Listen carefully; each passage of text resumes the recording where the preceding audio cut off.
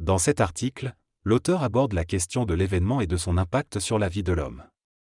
Il souligne que les événements sont nécessaires pour l'évolution de la conscience humaine, car ils permettent d'apprendre et de s'ajuster. L'auteur explique que pour contrôler parfaitement un événement, il faut développer une conscience supérieure et avoir une volonté et une intelligence à la hauteur de cet événement. Cependant, il souligne également que, même si nous ne pouvons pas contrôler pleinement les événements, nous avons la capacité de contrôler notre réaction psychologique face à eux. C'est donc le premier stade de notre évolution. L'auteur conclut en soulignant que le contrôle total des événements fait partie d'un grand mystère de l'évolution future de l'humanité.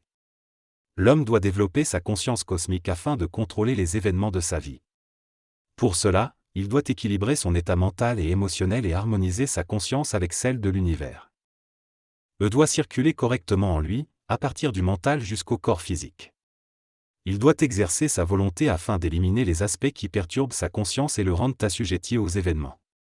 Plus l'homme prend conscience de la relation entre ses actions et les événements, plus il se fâche et ajuste sa conscience pour vivre une vie plus normale et équilibrée. Cependant, cet équilibre ne se fait pas en un jour, mais progressivement. Les événements de notre vie sont le reflet de notre esprit et de notre ego. En comprenant cette relation et en équilibrant l'esprit et l'ego, les événements s'ajusteront et la vie deviendra plus facile. Cependant, il y a des obstacles à cet équilibre, souvent imperceptibles. L'évolution de la conscience doit amener l'homme à reconnaître ses souffrances, à agir dessus et à changer la circulation de l'énergie. Peu d'hommes ont la capacité d'analyser ces aspects de leur vie et d'agir dessus, car la conscience humaine n'est pas suffisamment développée. Il est nécessaire de développer une conscience aiguisée et centrée pour se défaire des événements négatifs et progresser dans notre évolution. Nous constatons que notre manque de puissance et notre sentiment d'impuissance sont causés par une mauvaise circulation de l'énergie en nous. Cela crée un événementiel dans notre vie que nous ne pouvons pas toujours apprécier. Cependant, il est important de différencier le sentiment d'impuissance d'une situation temporaire de la réalisation d'un manque de puissance réelle. Si nous pouvons ressentir un mouvement énergétique de conciliation entre les forces de vie et notre vie, nous souffrirons moins de l'événementiel et pourrons mieux contrôler notre énergie. Le contrôle total des événements viendra progressivement à mesure que nous gagnerons en puissance. Notre objectif est donc de souffrir de moins en moins des événements en développant notre puissance intérieure. Certains événements pourront encore nous déstabiliser, mais à mesure que notre conscience se développera, nous pourrons les comprendre et les traiter plus facilement. Cependant, il faut éviter de vouloir contrôler tous les événements, car cela relève de grandes illusions et notre conscience n'est pas encore suffisamment ajustée pour travailler en parfaite harmonie avec notre conscience cosmique. Notre énergie est souvent prisonnière et bloquée, ce qui nous empêche de contrôler notre vie. Le facteur de temps est celui qui ajuste notre mental et notre corps de désir, nous permettant ainsi d'être en harmonie avec les forces de vie en nous. Mais notre incapacité à travailler avec le temps rend difficile le contrôle de notre vie.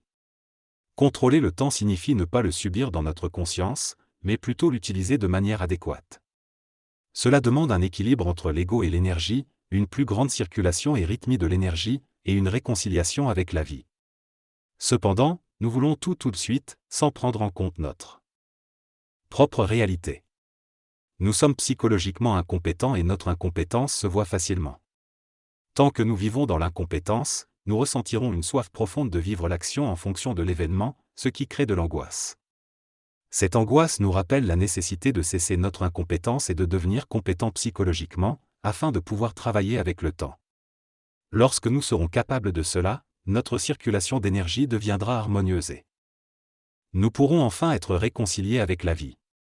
Le texte aborde le thème de l'incompétence psychologique de l'homme et soutient que cette incompétence est responsable de son assujettissement aux forces planétaires et cosmiques. Il est souligné que l'homme doit développer sa compétence et apprendre à convertir en réalité ce qui n'est pas réel en lui. L'incompétence psychologique est décrite comme un obstacle à la manifestation de l'esprit chez l'homme, et une science de l'esprit est nécessaire pour comprendre cette incompétence. Il est également mentionné que lorsque nous parlons de l'esprit, nous parlons en réalité de l'homme, car il n'y a pas de séparation entre l'esprit et l'ego. L'élimination de cette incompétence permettrait une parfaite circulation de l'énergie et l'expression de l'intelligence créative, de la volonté créative et de l'amour créatif chez l'homme. Enfin, il est suggéré que la recherche spirituelle devrait se focaliser sur l'homme plutôt que sur l'esprit, car c'est L'incompétence psychologique de l'homme qui limite son harmonisation avec l'énergie de l'esprit. La compétence psychologique est essentielle pour l'homme afin de comprendre les lois de l'énergie et de l'esprit, et de bénéficier du savoir. Cela implique de changer sa psychologie incompétente pour devenir compétent psychologiquement. Le savoir n'est pas une clé de vie, mais une façon pour l'homme de reconnaître et de comprendre la vie. L'homme doit utiliser le savoir pour équilibrer sa vie et permettre une meilleure circulation d'énergie. Chercher le savoir sans être psychologiquement compétent est une perte de temps. Il est essentiel de transformer sa psychologie incompétente en psychologie compétente en utilisant le savoir pour vivre une vie plus facile sur Terre. Dans ce texte, l'auteur aborde le concept de l'incompétence psychologique et souligne que certaines personnes se sentent supérieures et snobs en raison de leur accès à des connaissances différentes de celles du reste de la société. Cependant, l'auteur affirme que cela est une perte de temps et d'argent et qu'il y a un maillon manquant dans cette incompétence psychologique. Ce maillon manquant doit être découvert afin que l'homme puisse éliminer son incompétence psychologique et réaliser pleinement sa nature et le lien entre sa conscience et sa réalité. L'auteur mentionne également le concept de point de vérité, qui représente l'équilibre entre les trois principes d'intelligence de l'homme, intuitif, cosmique et rationnel. Lorsque l'homme découvrira ce point de vérité en lui, il pourra résoudre facilement les problèmes de la vie de manière universelle et aider les autres en fonction de leur propre nature. L'incompétence psychologique n'est pas liée à l'éducation de l'homme, mais fait partie des mécanismes subjectifs de sa personnalité. Lorsque l'homme devient psychologiquement compétent, il peut résoudre les problèmes de tous les hommes et les comprendre, car il peut apprendre tout en enseignant. R conclut en affirmant que si l'on parle à quelqu'un sans apprendre en même temps, cela témoigne d'une incompétence psychologique.